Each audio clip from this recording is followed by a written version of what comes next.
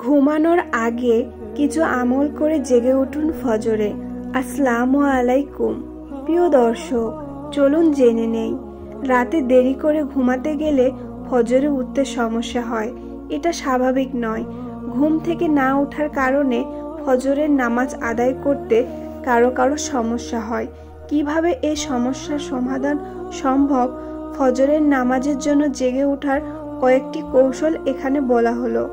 ঘুমানোর আগে অজু করতে হবে। ঘুমানোর আগে আমল করতে হবে। ঘুমানোর আগে কিছু আমল করে নেওয়া ভালো। আমলগুলো নিজের মতো তৈরি করে নেওয়া যায়।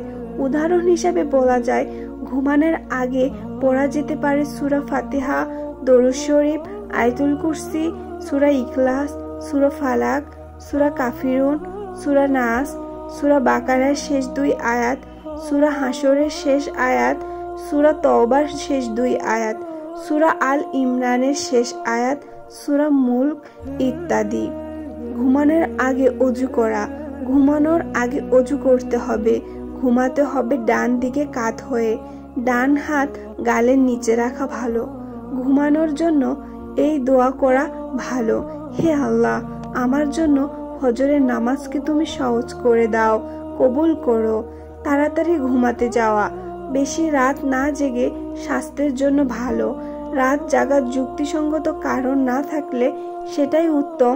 ঘুমের আগে মুঠোফোন সহ সব ধরনের ডিভাইসকে নিজে থেকে দূরে রাখলে সময় মতো ঘুমানো সহজ হয়।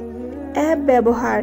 গুগল প্লে স্টোরে ব্যবহারযোগ্য অনেক ধরনের অ্যাপ পাওয়া যায়। সময় মতো ওঠার জন্য অ্যালার্ম অ্যাপ ব্যবহার করা যায়। ঘুমের চক্র খেয়াল করা। প্রত্যেক মানুষের ঘুমের একটা নিজস্ব অভ্যাস আছে।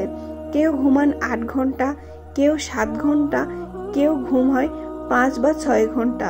ধরা যাক ফজরের নামাজের জন্য ভোর 5টায় উঠতে হবে, তাহলে ঘুমের ধরন অনুযায়ী ততক্ষণ আগে ঘুমাতে যাওয়ার অভ্যাস করুন।